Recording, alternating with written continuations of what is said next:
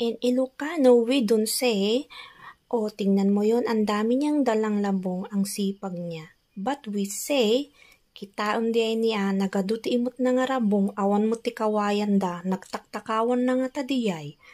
In Ilocano, we don't say, uy, ang ganda-ganda naman nun.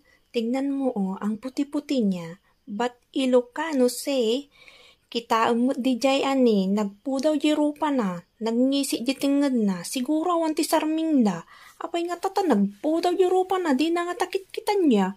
Kitaon ni, nagngisi ti tingad na, nagngisi pa ti lapayag na, di lang rupa na tinapudaw.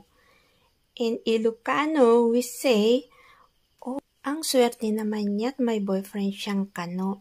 But Ilocano say, naglaing man ngagbirok dahi tatanda ti nobyo na nga kano, siguro kwarta lang di kayat na ita. Imposible nga